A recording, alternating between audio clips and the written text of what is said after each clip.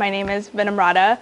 I work as a product manager and chief of staff at Thumbtack, and today I'm here to tell you about monetization and how you should think about monetizing your products. So to get started, I wanted to give you a little bit of a roadmap of what we're going to talk about today. So we're going to start off by just talking through what is monetization when we talk about it, and talk through a very basic framework of at least how I like to think of it. And then I wanted to walk through a couple case studies from my past experience both at Google and also working at Thumbtack. So fun fact about me, I actually spent a lot of time growing up all over the world. I was born in India, and then I moved to Saudi Arabia, New Zealand, and moved around a bunch in the United States before settling at Stanford, which is where I got my undergraduate degree in computer science. After Stanford, I worked at Google as an associate product manager. I worked on two different teams when I was there. The first team was the emerging markets team, so basically the team that builds new Google products for emerging markets. And the second team was the Chrome Web Platform team. So this is the team that basically is pushing for just having a healthier web ecosystem. And I was working on developer tools for developers who develop for the web. And now I work at Thumbtack. So how many of you have heard of Thumbtack before? Oh, this is really cool. Awesome. So Thumbtack, for those of you who don't know it, is a local services marketplace. Essentially, you can go to Thumbtack and search for any kind of local professional in your area, whether it's a handyman or a DJ or a wedding caterer or whatnot. I spent my first 6 months there working on our monetization team, and I'll be talking a little bit more about that later today. And then after that, the team I'm currently on is our ranking team. So essentially, if you think of Thumbtack as a search engine for local professionals, it's a team that takes in whatever query the customer types in, translates that to a list of pros, and then ranks that list of pros accordingly. So it's the team I work on. As mentioned also, I work as a chief of staff in my 50, 30%, whatever capacity to our head of product. So if you're curious about what it is like being a chief of staff, or how do I do two jobs at once, feel free to ask me in the Q&A, but I won't be going too much into that for the purposes of the presentation. So let's get to the content. What is monetization? Simply put, monetization is figuring out how much you should charge for using your product and who you should be charging for. And ideally, you're charging for some kind of value that you're generating through your product. And I like to think of 3 different stages towards figuring out a successful monetization model for your product. So the first stage is product market fit. And I think it's a term that probably a lot of us have heard before. Essentially what it means is you find a market, basically a set of users that want to use your product, and then there's a fit in the sense that the product is actually solving the problem that you've identified for the set of users. So I like to break this down into 3 specific steps that I think if you can answer the question to or validate your hypothesis or assumption for, you've kind of found product market fit in a way. So the first one is around is there a big enough need? So this is the market that you're going after. Is this a big enough market? I think oftentimes when we think about solving specific problems, we think that, just because it's a problem for me, that means that it must be a problem for other people, or that, this problem definitely exists, and people are motivated enough to go spend their time trying out your solution or even looking out for your solution. And sometimes the answer to that is no. So making sure that you've done your homework to understand that this is a need that's big enough that would compel someone to go out and actually look for your product or try out your product is a pretty big assumption that you should try to validate. So the second one is why should people use your product to fulfill that need, assuming that you have identified a need that people care enough about. And this is often called your value prop or your value proposition as a product. So for some people, this could be I am the only product that solves this particular problem. Or I do it in a way that is cheaper, or that is faster, or that is more intuitive to use. Whatever that value proposition is, make sure you're identifying that early on. So assuming that you have a need, you found your value proposition, the next step is around is this value prop real for the customer that you're going after? So essentially validating your value prop for that particular market. One way that you could try to validate your value prop, and this kind of goes into the next step of monetization, is charging people for it. So basically saying I have this cool new thing, it's a lot faster, it's a lot easier to use, but you have to pay $10 a month to use it. And that's a really easy way to know that if people are willing to exchange value for the value that you're generating, and therefore answering this question essentially. So that's step 1 of product market fit. The next step is essentially starting to charge money for whatever product you've built once you've found product market fit. Now, one thing to note about this is step 1 and step 2 are kind of interlinked in a lot of ways, and this actually happened to us at Thumbtack, which was, as we were expanding into like a different stage of the growth for the company, and we had different set of business goals, it would often require us to either change the monetization model or change the way that we were like charging pros, or it would require us to like change the product fundamentally. So step 1 and step 2, I'm like cleanly differentiating the two, but I think in actual product development, they're actually quite interlinked. So once you've figured out like some kind of business model, you found like your product market fit, the next step is to basically scalably grow the business, aka print money. And I think this step is also a place where you might have to go back to step 1 and 2, depending upon whether your product is actually able to, and the monetization strategy you've chosen for yourself are actually able to achieve whatever business goals that you've set out for yourself as a business. So now I want to go to the case studies because I think this is like where the meat of the learning is at. And I want to start off by first saying that these are my opinions, not of Google's and Thumbtack's, legal disclosure. Legal disclosure over. I want to start off by talking about one of the products I worked on when I was at Google called Google Station. So Google Station is how many of you have heard of Google Station? I bet like no one has. That's fine. It's not a product built for San Francisco tech people. So the Google Station is a project at Google where we basically partnered with local internet service providers in emerging markets and basically provide fast, free, affordable Wi-Fi. And the reason why we do this, why Google has invested in a project like this, is because what we discovered was a lot of our growth was coming from emerging markets, countries like India, Indonesia, and Brazil. And one of the reasons why, one of the reasons that was impeding our growth was the lack of affordable access to internet. People couldn't come online, and so if people can't come online, they can't use search. They can't use search, we don't make money. So that's essentially the reason why Google was invested in building out this product. And so there's a couple lessons that we learned as a result of building this out that pertain more to our business and monetization strategy. So the first one is that Wi-Fi as a business is actually pretty hard to be profitable for. And you can kind of intuitively guess why. If you're gonna like provide Wi-Fi to people, you need a lot of capital investment. You need routers, cables, licenses. So it requires a lot of investment in order to go in and operate the business. Now, as Google, we were able to kind of get around it because we would partner with these internet service providers that had all of this infrastructure in place. So we were just kind of providing a software solution on top. But for a lot of these companies that we would partner with, they wanted us to prove a business case before they would actually agree to work with us. They're like, tell us how you're going to make us money. And so our answer usually was basically putting ads on the captive portal. So the captive portal, for those of you who are not aware, is anytime you go to a public Wi-Fi place and you're trying to log in on your phone or your computer, it's like the screen that pops up that says, hey, like, accept our terms of service, give us your phone number, give us your email, whatever. And so basically by placing ads there, that was essentially the way that we were going to make money and the way the partner was going to make money. But because we didn't have necessarily the capital expenditure, it was a lot easier for us to convince ourselves that this would be a profitable deal for us. But for partners, it was really hard because they had all these like other expenses that they needed to worry about. So that made it a little hard as a business model for us to go in and capitalize on. So that's the first thing. The second thing is the rise of mobile data. So one thing that was interesting was when we were first starting this project, access to internet was really challenging for a lot of the consumers that we were targeting. But there were a lot of like interesting like macroeconomic trends happening during the same time. Specifically in India, there was a rise of this company called Jio.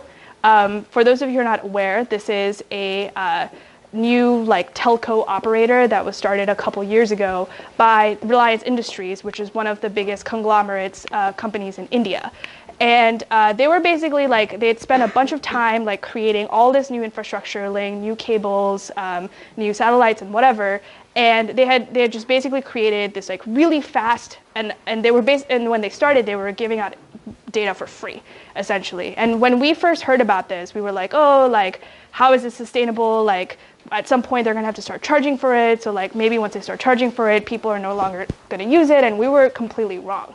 And so I think one of the things that we didn't take into account, and this is like the first lesson that I would say, is that make sure that you're keeping up to date with your market trends because they can severely impact your business model. So one concrete example that I'll give about how geo impacted our business model is going back to the first point about how it's really hard to prove a profitable business case for a lot of these internet service providers we would work with. One of the options that we were exploring was like, what if we like charge people for Wi-Fi, right? But when we have competitors like Reliance Jio that are giving out Wi-Fi that's really cheap, Wi-Fi that, or internet that people can use anywhere versus public Wi-Fi that requires you to be in certain locations in order to use it, that became like a really hard product for us to go out and sell. And therefore that made the whole problem of proving that this deal was profitable for our partners, that problem became even harder. So this is like kind of like an important lesson that I want to emphasize. So the next lesson is around prioritizing depth versus breadth.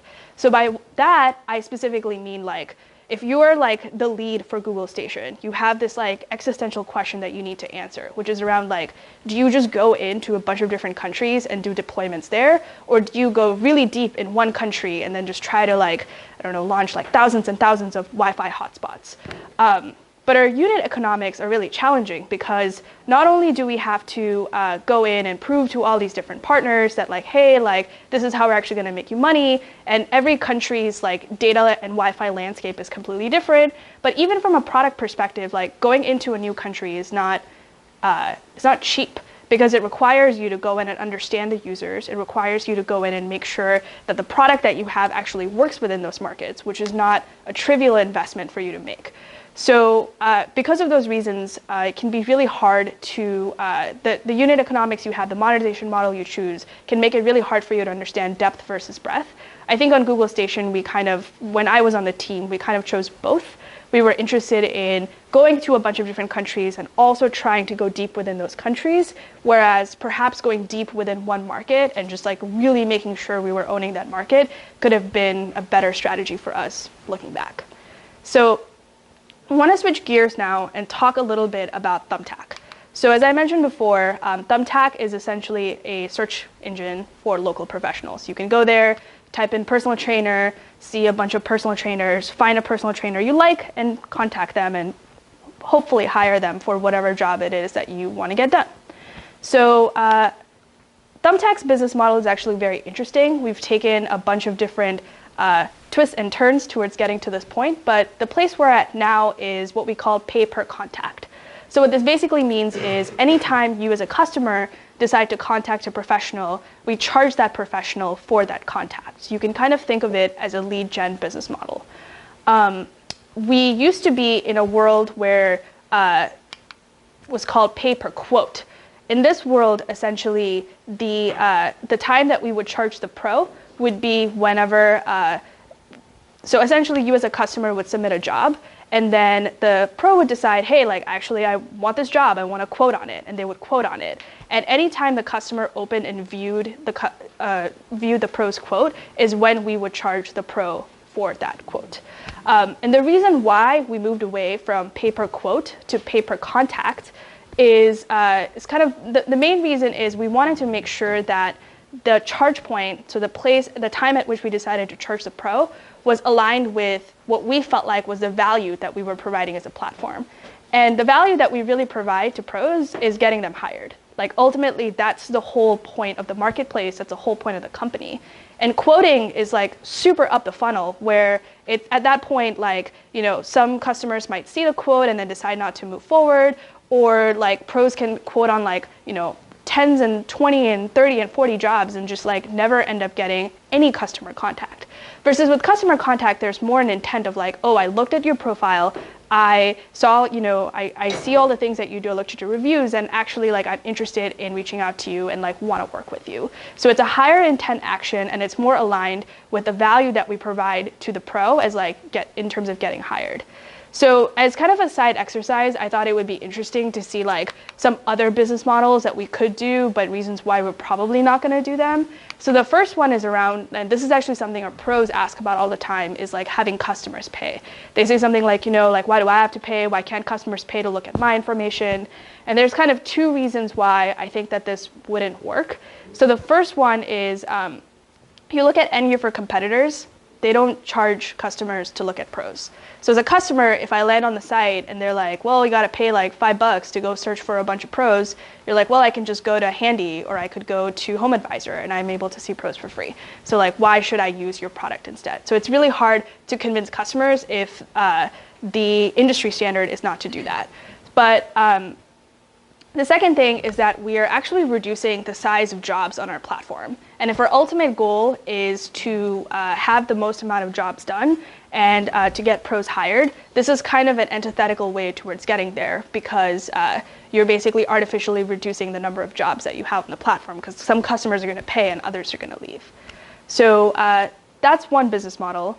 The other one is a subscription model, which is also something our pros talk about. They say like, hey, like, why don't I just pay you $20 a month and you just send me whatever leads you have and then, it'll be great.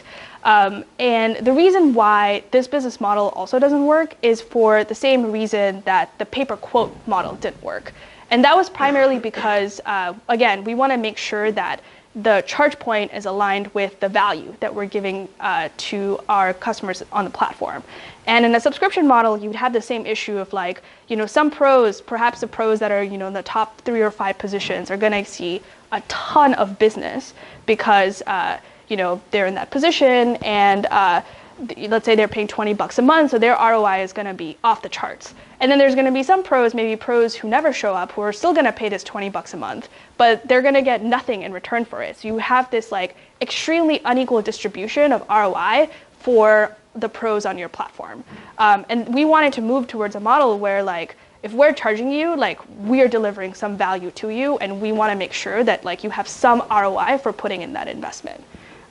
So this model doesn't really get us towards that. So now I want to talk a little bit about what I did on the monetization team and what I learned. So when I was on the monetization team, we had switched towards this pay-per-contact world. We had just made that transition. So that was like July of 2018. And we were in the process of moving towards, so there were 2 things that I was helping the team with. So the first one was around, we wanted to have a infrastructure around the way we set prices. We used to set them very manually. People would go into a spreadsheet and kind of like put some stuff in.